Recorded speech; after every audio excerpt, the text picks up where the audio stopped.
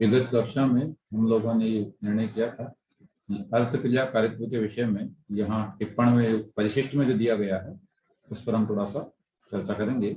आइए हम उसे शुरू करते हैं। अर्थ क्रिया कारित्व, इसके विषय में विभिन्न सम्मतियां क्या है आचार्यों की और विद्वानों की, वो लिख रहे हैं।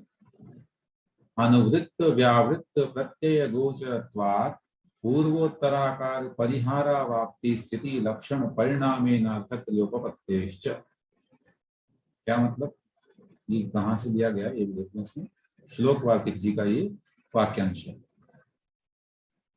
कह रहे हैं वस्तु अनुवृत्त और व्यावृत्त।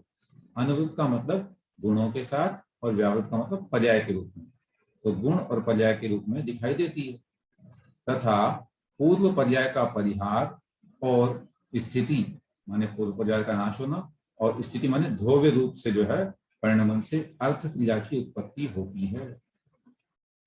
तो यहाँ पर अर्थ क्रिया का मतलब लिख दिया, सामान्य विशेषात्मक वस्तु में उत्पाद वे ध्रुव्य रूप अर्थ क्रिया होती है। तो एक सामान्य वस्तु की बात कर दी अपन। वस्तु की अर्थ क्रिया क्या है? उसका उत्पन्न होना, व्यय होना और निरंतर बने रहना। तो ये उत्पाद वे ध्रुव्य का पाया जाना ही उसका अर्थ क्रिया है, उसका प्रयोजन है। कोई भी वस्तु वस्तु क्यों है? क्योंकि उसमें उत्पाद वे ध्रुव्य पाया जाता है। अगर ये ना पाया जाए तो फिर वह वस्तु नहीं कहलाएगी, उसकी अर्थ क्रिया नष्ट हो जाएगी। अगर हम किसी लक्षण के माध्यम से ऐसा कह देंगे कि ये उत्पाद नहीं पाया जाता, या कि व्यय नहीं पाया जाता, या कि ध्रुव नहीं पाया जाता, माने हम वस्तु के अस्तित्व का ही लोप कर देंगे। और भी आया वहां पर, विलक्षणाभावतः अवस्तुनि परिच्छेद लक्षणार्थ क्रिया भावात्। और ये जो है सूत्र नंबर पूछा गया किसी के द्वारा, दरअसल हम सूत्र पर नहीं, अभी परिशिष्ट माने पीछे टिप्पण दिए गए ना, उस पर हम थोड़ा गौर कर रहे हैं। यहाँ अर्थ क्रिया की परिभाषा आपने पूछी थी, उस विषय में हम लोग चर्चा करते हैं। ये भी धोला जी के वहां से लिया गया प्रमाण है, और इसके अंदर कह रहे हैं उत्पाद व्यय और ध्रुव्य रूप लक्षण त्रय का अभाव होने के कारण अवस्तु स्वरूप जो ज्ञान है उसमें परिचित्ति रूप अर्थ क्रिया का अभाव है। अगर हम किसी भी वस्तु में उत्पाद व ध्रुव्य को सिद्ध नहीं करेंगे, उससे रहित अगर हम मानेंगे, तो ये मान के चलिए कि उसमें परिचित्ति रूप अर्थ क्रिया का अभाव हो जाएगा। जैसे ज्ञेयों में, जैसे जैसे ज्ञेयों में, ज्ञेय माने जितने पदार्थ हैं जानने योग्य, उन जानने योग्य पदार्थों में उत्पाद व्यय ध्रुव्य रूप परिणमन होता है, उसी के अनुसार ज्ञान में भी जानने की अपेक्षा उत्पाद वे ध्रुव्य होता रहता है। कितनी बड़ी बात कह दी यहाँ पर। वस्तु में जैसा परिणमन होता है, ज्ञान में भी वैसा परिणमन होगा। ऐसा नहीं मानना कि ज्ञान में जैसा होता है वैसा वस्तु में, कभी नहीं। वस्तु में जो परिणमन होगा वैसा ज्ञान में देखता है। जो पर्याय प्रतिक्षण उत्पन्न होती है, उस पर्याय को ज्ञान सद्भाव रूप से जानता है। हम जान रहे हैं कि उद्गल की अभी जैसे कोई चाबी रखी है, तो चाबी रूप पर्याय उसकी हो रही है, ये हमको मालूम पड़ रहा है। जो उत्पन्न होकर विनष्ट हो चुकी है, कोई पर्याय अगर नष्ट हो गई है या अनुत्पन्न है, अभी उत्पन्न ही नहीं हुई है, उनको हम किस रूप में जानते हैं? अभाव रूप से जानता है। अन्यथा, सॉरी एक लाइन छूट गई इसमें, जो पर्याय प्रतिक्षण उत्पन्न होती है उस पर्याय को ज्ञान सद्भाव रूप से जानता है, ठीक है, और जो उत्पन्न होकर विनष्ट हो चुकी है उसको अभाव रूप से जानता है। अन्यथा ज्ञेयों के अनुकूल ज्ञान में परिणमन नहीं बन सकता। तो यहाँ पर भी जो है वस्तु को, उसका प्रयोजन जो है, अर्थ क्रिया जो बताई गई वो क्या बताई गई है कि उसका उत्पाद व ध्रुव्य से सहित होना, ये ही उसकी अर्थ क्रिया। ध्यान रखना है, अर्थ क्रिया की ये परिभाषा मत बना लेना कि उत्पाद व ध्रुव्य से जो सहित होता है वो अर्थ क्रिया कार्य होता है। नहीं, ये पदार्थ में या वस्तु में अर्थ क्रिया बता रहे हैं, है ना। ऐसे ही अन्य अन्य वस्तुओं में या अन्य अन्य जितने द्रव्य इत्यादि हैं उनकी अपनी अपनी अर्थ क्रियाएं होंगी। स्वामी कार्तिकेय महाराज ने भी लिखा है कार्तिकेय अपेक्षा में, जं वत्वणेयन्तं तं चियकजं करे दिनियमेण बहुधम मजुदम अथम कज करम दी सदे लोए। एयन्तं पूर्णदौवं कज्जं न करेदि लेशमेतं पि जे पूर्ण करेदि कज्जं तं गुच्छति केदि संदौवम्। अर्थात जो वस्तु अनेकांत रूप है वही नियम से कार्यकारी है। अर्थ क्रिया की बात बता रहे हैं, क्योंकि लोक में बहुत धर्म युक्त पदार्थ ही कार्यकारी देखा जाता है। एकांत रूप द्रव्य लेश मात्र भी कार्य नहीं करता, और जो कार्य नहीं करता उसको द्रव्य कैसे कहा जाए? कार्यकारिता नहीं, अर्थात किंचित भी प्रयोजनवान नहीं है, उसका कोई मतलब ही नहीं बनता। जिस द्रव्य में परिणमन न पाया जाए, अर्थ क्रिया न पाया जाए, तो उसका अपना एक महत्व है। अर्थ क्रिया का मतलब उसके होने का प्रयोजन क्या है, आखिर वो वस्तु बनी क्यों? जीव का जीवत्व अगर जीव में न पाया जाएगा तो उसकी अर्थ क्रिया नष्ट हो जाएगी। फिर जीव का क्या काम? तो जो प्रसंग हमने पढ़ा था पहले, उसमें यही था कि अगर गुण और गुणी को सर्वथा पृथक कर दोगे आप, आत्मा अलग और ज्ञान अलग ऐसा कह दोगे, तो फिर आत्मा का प्रयोजन क्या रह जाएगा? उसकी अर्थ क्रिया क्या रह जाएगी? नष्ट हो जाएगी, गुण कर दोगे तो। इसलिए ऐसा नहीं मानते। चलिए, और एक आई है व्युत्पत्ति, अर्थस्य अर्थात कार्यस्य, क्रिया अर्थात करणम, निष्पत्ति ही न युज्येत। कह रहे हैं प्रयोजन निष्पत्ति को अर्थ क्रिया कहते हैं। उदाहरण, जैसे ज्ञान का प्रयोजन जानना है। किसी भी वस्तु के पास, व्यक्ति के पास ज्ञान है तो क्यों है? क्योंकि वह उससे जानता है। अतः ज्ञान का फलचित्ती रूप जो परिणमन है वही ज्ञान की अर्थ क्रिया है। फलचित्ती का मतलब है जानने रूप, ठीक है ना? जानने रूप जो परिवर्तन हो रहा है निरंतर, वो पदार्थों को जो जान रहा है, वही ज्ञान की अर्थ क्रिया। अपने स्वरूप को न छोड़कर परिणमन करना, ये द्रव्य का प्रयोजन है। द्रव्य की परिभाषा हमने समझी थी, जो द्रव्य क्षेत्र काल भाव की अपेक्षा भूतकाल में भी द्रवण करता था, माने परिवर्तनशील था, वर्तमान में भी जो है और भविष्य में जो होगा वो द्रव्य कहलाता है। तो परिणमन करना उसका स्वभाव, क्योंकि उत्पाद व ध्रुव्य से ही द्रव्य की सत्ता है। अतः द्रव्य में जो परिणमन रूप क्रिया होती है वह द्रव्य की अर्थ क्रिया है। अर्थात द्रव्य का निरंतर बदलते रहना, उसमें उत्पाद व ध्रुव्य पाया जाना, यही उसकी अर्थ क्रिया है। और भी लिखा इन्होंने, पंडित श्री पन्नालाल जी साहित्याचार्य साहब कहते हैं इसमें, अर्थ क्रियाकारित्व का अर्थ क्या है? जिस पदार्थ को जिस रूप से जाना है उस रूप से उसका कार्य भी होना। जैसे जल को जल रूप जाना, तो जल का प्रयोजन क्या? यहाँ जल में स्नान, अवगाहन आदि क्रिया होती है, वह जल का अर्थ क्रियाकारित्व है। अर्थ क्रियाकारित्व से अपने द्वारा ज्ञात पदार्थ का निर्णय हो जाता है, और जहाँ अर्थ क्रियाकारित्व नहीं होता वहां वस्तु की यथार्थता का निर्णय नहीं होता। तो अर्थ क्रिया का मतलब है उस वस्तु के होने का क्या फायदा, ये हमको जानना। इसीलिए हमने जो वाक्य बताया था, पूज्य गुरु जी कहते हैं कि प्रत्येक क्रिया में अर्थ क्रिया लगाइए। हम मनुष्य बने, क्यों बने? इससे मनुष्य बनने का फायदा क्या है हमारा? हमें इसकी अर्थ क्रिया लगानी चाहिए।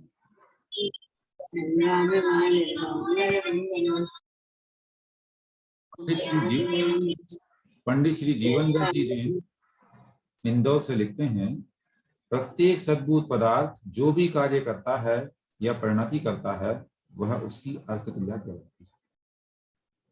पर्याप्त रूप से यहाँ पर प्रकाश डाल दिया गया है, और अर्थ क्रिया का सार संक्षेप इतना ही है कि प्रत्येक द्रव्य के होने का जो प्रयोजन है, उसके होने का जो लक्षण है, वह उसमें पाया जाना, अर्थात वही अर्थ क्रिया कहलाती है। यदि अर्थ क्रिया के बारे में किसी के प्रश्न हो तो वो अभी पूछ ले गए।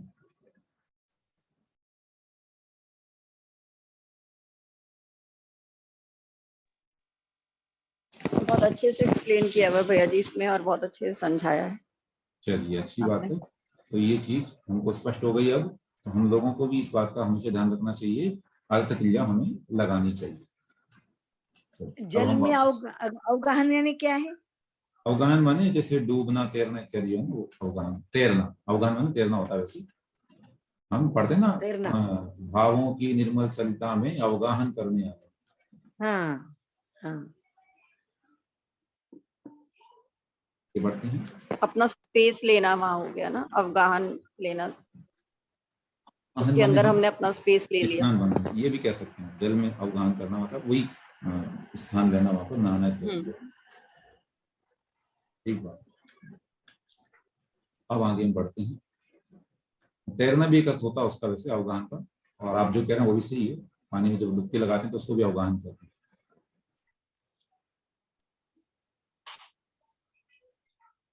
विगत कक्षा में हम लोग कहाँ पर थे? इसमें ये दोषों के विषय में चलता चल रही थी। ये तो हो गया। एक बार आप लोग बता दें तो सूत्र क्रमांक इसके थोड़ा।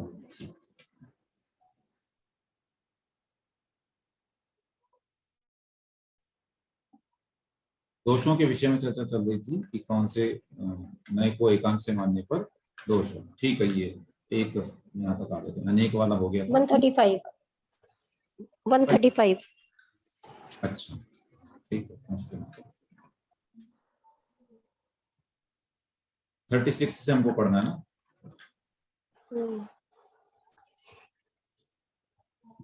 ये भी नहीं हुआ, 135 पढ़ना है शायद।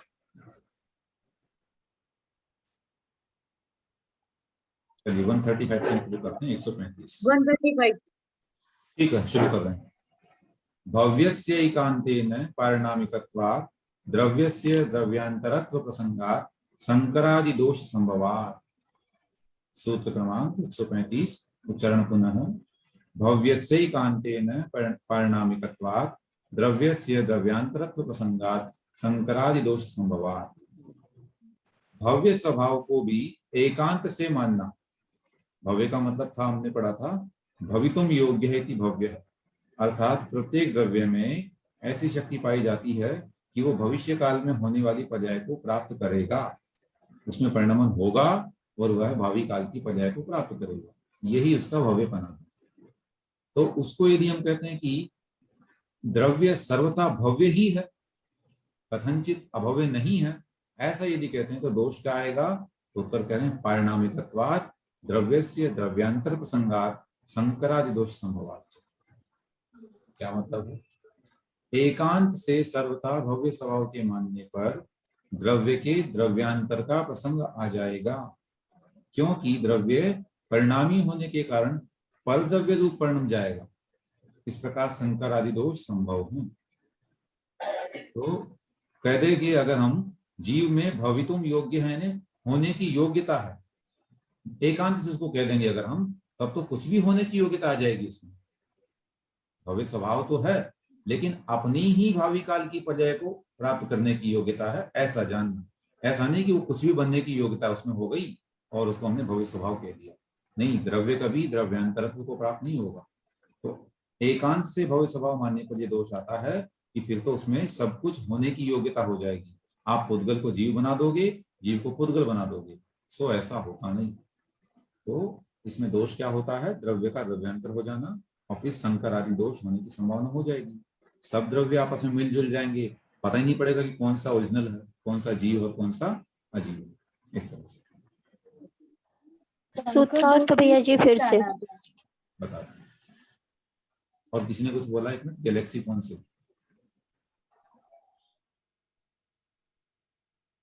चलिए सूत्रार्थ फिर से देखें। नविता दीदी रिपीट करने के लिए बोल रही हैं भैया जी। जी ठीक है, वो समझ में आया।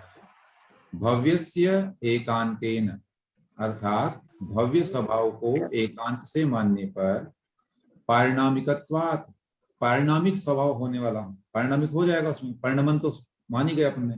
पारिणामिकत्व जब उसमें हो जाएगा तो फिर द्रव्यस्य द्रव्यांतर प्रसंगात संकरादि दोष संभवात। तो द्रव्य का द्रव्यांतरत्व होने वाला प्रसंग आ जाएगा। एक द्रव्य दूसरे द्रव्य रूप बन सकता है।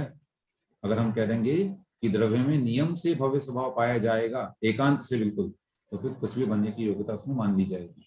और ऐसे में फिर संकर आदि दोष हो जाएंगे, क्योंकि सभी द्रव्य आपस में एक दूसरे में मिल जाएंगे। जीव कभी पुद्गल बन जाएगा, फिर वापस जीव बन जाएगा, फिर कभी धर्म बन जाएगा। तो ऐसे पता ही नहीं पड़ेगा कि कौन सा द्रव्य ओरिजिनल में क्या था, है ना। इसलिए ऐसा होता नहीं। भव्य स्वभाव का मतलब ये मत मानना कि वो कुछ भी बन जाएगा। भव्य का मतलब यही है कि वह अपनी ही भावी काल की पर्याय को प्राप्त करेगा। भैया जी संकर दोष भैया means जी क्या होगा? बता, संकर दोष का मतलब होता है मिक्स होना। हम पहले ही बताए थे, जैसे जाति संकर दोष एक होता है, मनुष्य में पाया जाता है। विवाह इत्यादि के अंतर्गत कहा जाता है कि नियत जातियां जो कही गई है उसमें ही विवाह करना चाहिए। अब यदि अन्य जाति इत्यादि में विवाह हो जाता है तो उसको कहते हैं कि ये जाति संकर दोष हो गया, है ना। जैसे वर्ण संकर एक दोष होता है, तो फसल इत्यादि में कहते हैं कि अगर अन्य अन्य द्रव्य उसको बीज को मिला करके बो दिया जाए तो उसमें दोष हो जाता है और फसल इत्यादि सही नहीं होती है, तो वह दोषपूर्ण होती है, उसका फल जो है वो अच्छा नहीं होता। तो ये दोष होता है। तो संकर का मतलब होता है मिक्स होना, आपस में मिल जाना। ऐसे ही द्रव्य भी आपस में मिल जाएंगे, अगर कोई जीव कभी अजीव बन जाएगा, कुछ भी बन जाएगा आपस में, द्रव्य धर्म वाला जीव में बन जाएगा इस तरह से, तो ऐसा होगा नहीं। विशेषार्थ द्रव्य परिणामी भैया जी इसमें सर्वथा भव्य स्वभाव मानने पर द्रव्य द्रव्यांतर से संकर दोष आ जाएगा। हाँ, ठीक है, अब अपन एक तरफ मानते हैं सर्वथा भव्य ना मान के अपन अभव्य भी मान ले, तो ये संकर दोष कैसे मिटेगा? क्योंकि भव्य स्वभाव को तो अपन ने पढ़ा था कि पूर्व निकल चुके पर्याय पुनः प्राप्त नहीं करने के कारण वो जीवा भव्य है। तो फिर यहाँ इसको कैसे बिठाएंगे? मान के चलिए कि भव्य भी है और भव्य भी है, तो संकर दोष को अपन कैसे ना घटाएं? समझे। कथनचित भव्य है, भव्य का मतलब ये हुआ कि द्रव्य में, एक मिनट कोई बोल रहे हैं प्लीज, बाकी लोग प्लीज म्यूट। यहाँ कह रहे हैं प्रश्न आपने किया, बिल्कुल सही किया प्रश्न। अब जिनको भी प्रश्न करना वो हैंड रेज कर देते हैं, ऐसे आपको प्रश्न करने का मौका नहीं मिलता। किया है कि जीव में भव्य स्वभाव सर्वथा नहीं मानेंगे, है ना। सर्वथा मान लेने पर, सर्वथा एकांत से अगर मान लेते हैं तो दोष आता है। तो हम भव्य स्वभाव उतना मानेंगे कि द्रव्य अपनी भावी काल की पर्याय को प्राप्त करेगा। कथनचित भव्यपना है उसमें। सर्वथा भव्यपने का मतलब तो ये हो गया कि वो कुछ भी बन सकता है, लेकिन वो कुछ भी नहीं बन सकता, वो केवल अपनी ही भावी काल की पर्याय को प्राप्त करेगा। जीव कभी अजीव नहीं बन जाएगा या धर्म द्रव्य इत्यादि नहीं बन जाएगा, वह सिर्फ जीव ही बनेगा, लेकिन उसमें परिणमन संभव होगा, ऐसा इसमें जानना।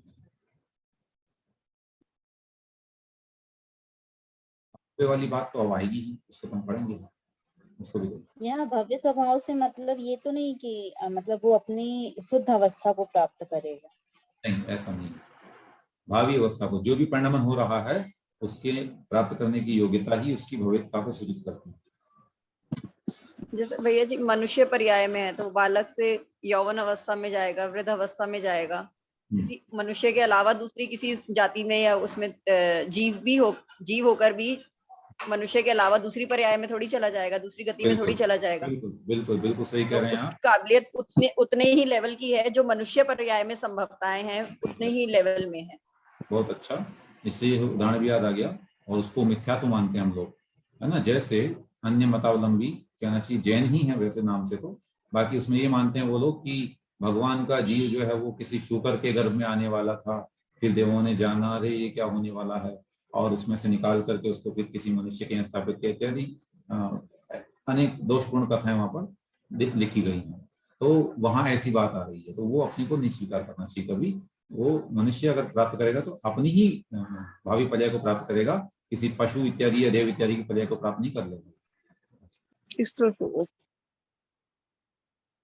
चलिए, विशेषार्थ द्रव्य परिणामी है, यदि उसमें एकांत से भव्य स्वभाव ही माना जाए, अभव्य स्वीकार न किया जाए, तो द्रव्य द्रव्यांतर रूप भी परिणमन कर जाएगा, जिससे संकर आदि 8 दोष आ जाएंगे। संकर आदि 8 दोषों का कथन सूत्र नंबर 127 के विशेषार्थ में हम पढ़ चुके हैं। चलो, सूत्र क्रमांक 136। सर्वथा भव्यस्य एकान्तेऽपि तथा शून्यता प्रसंगात् स्वरूपेणाप्यभवनात्। चरण पुनः।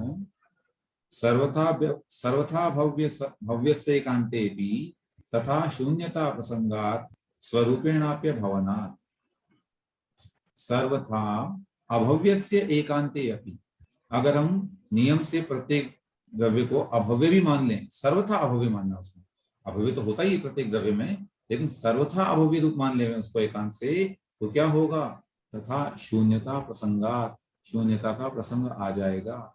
और स्वरूपेण अपि अभवनात्, वह अपने स्वरूप से भी नहीं हो पाएगा। जब हम कहेंगे अभव्य है तो भाई अपना स्वयं का रूप भी जो है वह उसमें नहीं पाया जाएगा। फिर अभव्य का तो मतलब ये हुआ ना कि उसमें कुछ भी होने की योग्यता नहीं कहलाएगी।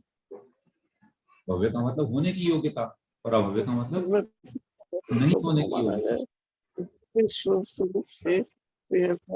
परिणमन ही समाप्त हो जाएगा भैया जी फिर। हाँ, एक मिनट, शशि आंटी जी कुछ पूछ रहे हैं क्या? आपका माइक ओपन है, आई थिंक आप कुछ पूछना चाह रहे थे शायद। चलिए मैं यहाँ से म्यूट कर रहा हूँ, आई थिंक आपने पूछना। ओके चलिए, तो देखें इसमें अभव्यस्य पक्षस्य अंगीकारे सत्य, कह रहे हैं एकांत से सर्वथा अभव्य स्वभाव के मानने पर शून्यता का प्रसंग आ जाएगा, क्योंकि स्वस्वरूप से भी वह नहीं हो सकेगा, माने उसमें कोई चेंज ही नहीं हो पाएगा। तो विशेषार्थ में यदि सर्वथा अभव्य स्वभाव माना जाए तो द्रव्य स्वस्वरूप से भी अर्थात अपनी भावी पर्याय रूप भी नहीं हो सकेगा, जिससे द्रव्य का ही अभाव हो जाएगा, तथा द्रव्य के अभाव में तो सर्व शून्य हो जाएगा। फिर ये जो दिख रहा है ये सब है क्या, ये सब झूठ हो जाएगा फिर, जबकि ऐसा होता नहीं है। तो अभव्य स्वभाव भी द्रव्य में पाया जाएगा, लेकिन कथनचित, न कि सर्वथा। ये बढ़ते हैं सूत्र क्रमांक 137। स्वभाव स्वरूपस्य एकांतेन संसाराभावः, पुनः स्वभाव स्वरूपस्य एकांतेन संसाराभावः। स्वभाव स्वरूपस्य, ये जो स्वभाव का मतलब आई थिंक परिणामिक स्वभाव तो नहीं, स्वभाव विभाव वाली बात, ठीक है। तो स्वभाव स्वरूप को भी अगर हम एकांत से मान लेवें तो संसार का अभाव हो जाएगा, बिल्कुल हो जाएगा। जब सारे द्रव्य स्वभाव में ही स्थित हैं, अपने स्वरूप में ही विद्यमान हो गए हैं, तो फिर ये संसार जो दिखाई दे रहा है विभाव वाला, वो क्या है, उसका तो अभाव मानना पड़ेगा। तो हम स्वभाव स्वरूप को भी एकांत से स्वीकार नहीं कर सकते। हम ये नहीं कह सकते कि प्रत्येक द्रव्य में नियम से स्वभाव पाया जाता है, नहीं, उसमें विभाव भी पाया जाता है। सूत्रार्थ, एकांत से सर्वथा स्वभाव स्वरूप माना जाए तो संसार का ही अभाव हो जाएगा। शेष संसार विभाव स्वरूप है, स्वभाव के एकांत पक्ष में विभाव को अवकाश नहीं, अतः विभाव निरपेक्ष सर्वथा स्वभाव के मानने पर संसार का अभाव मानना पड़ेगा, जबकि संसार का अभाव है नहीं। संसार तो अनादिकाल से है और अनंत काल तक रहेगा, नियम से रहेगा। एक और सूत्र छोटा सा ही पढ़ लेते हैं। विभाव पक्षेपि मोक्षस्याप्य भाव, सूत्र 138। विभाव पक्षेपि मोक्षस्याप्य भाव, और अगर हम कह दें कि सभी द्रव्य विभाव वाले हैं तो मोक्ष का अभाव हो जाएगा। तो सब विभाव पक्षी अर्थात एकांत से द्रव्य को विभाव वाला मानने पर मोक्षस्य अपि अभावः, मोक्ष का भी अभाव हो जाता है। बिल्कुल होगा, जब सारे द्रव्य विभाव पर्यायों को ही प्राप्त करते रहेंगे निरंतर, तो उनकी मुक्ति किसमें मानोगे? मुक्ति मानने के लिए तो स्वभाव पर्याय को स्वीकार करना पड़ेगा। जीव जब स्वभाव में स्वीकार चला जाता है तो वह मोक्ष को प्राप्त हो जाता है। विशेष स्वभाव रूप परिणमन मोक्ष है, एकांत से सर्वथा विभाव स्वरूप मानने पर स्वभाव का अभाव हो जाएगा, और स्वभाव के अभाव में मोक्ष का भी अभाव हो जाएगा। चलिए, इन सब भावों को देख करके ये वाक्य तो एक पक्का हो गया है, जैन धर्म भाव प्रधान धर्म है ना। कितने भावों की चर्चा यहाँ पर आ रही है, और सब कुछ भावों पर ही निर्भर है। हमें अपने स्वभाव विभाव को छोड़ करके स्वभाव में आना है, तो भी भावों पर ध्यान देना है। अनेकांत को कितनी अच्छी तरीके से परिभाषित किया है भैया जी हर सूत्र में। बिल्कुल बिल्कुल, और सर्वत्र अनेकांत की आराधना तो है, और है क्या उसमें, ये जितना भी नए चक्र है, ये नए चक्र उसी पर टिका हुआ है। जी चलो, भैया जी। अच्छी बात है। आज के हमने 4 सूत्र पढ़ लिए हैं और इन 4 सूत्रों में सर्वप्रथम हमने भविष्य स्वभाव को भी माना कि वह एकांत से नहीं पाया जाता। फिर अगर उसको एकांत से मान लेते हैं तो दोष आएंगे, जिसमें द्रव्य द्रव्यांतर रूप हो सकता है और ऐसे में संकर इत्यादि दोष आएंगे। उसके उपरांत हमने माना कि ये द्रव्य सर्वथा अभव्य स्वभाव वाला भी नहीं, क्योंकि सर्वथा अभव्य मान लेंगे तो वह जो द्रव्य परिणमन कर रहा है अपने स्वरूप, वो भी उसमें नहीं हो पाएगा। ऐसे में तो सर्वशून्यता हो जाएगी, जबकि ऐसा है नहीं। ऐसे ही हमने 2 और पढ़े उसके उपरांत, स्वभाव और विभाव। तो सर्वथा स्वभाव मानने पर संसार का अभाव और सर्वथा विभाव मानने पर मोक्ष का अभाव हो जाएगा। स्पष्ट है? भैया जी सूत्र नंबर 137 के ऊपर जो टिप्पणी दी है उसमें उसका क्या मतलब है? ये विशेषार्थ वाली 137 के ऊपर जो टिप्पणी दी 136 पे, हाँ ये जो टिप्पणी लिखे ना, अवश्य पक्षा या रोग पक्षस्य अंगीकारे सति। ओके, अभव्यस्य पक्षस्य अंगीकारे सति। तो ऊपर जो आया ना अभव्यस्य, उसका टिप्पण दिया इन्होंने पक्षस्य अंगीकारे सति, माने अभव्य पक्ष को अंगीकार करने पर। प्रत्येक द्रव्य में नियम से अभव्यपना मानने पर या सर्वथा अभव्यपना मानने पर ये बात है। तो पक्षस्य अंगीकार माने स्वीकार करने पर, सति माने पर। ठीक।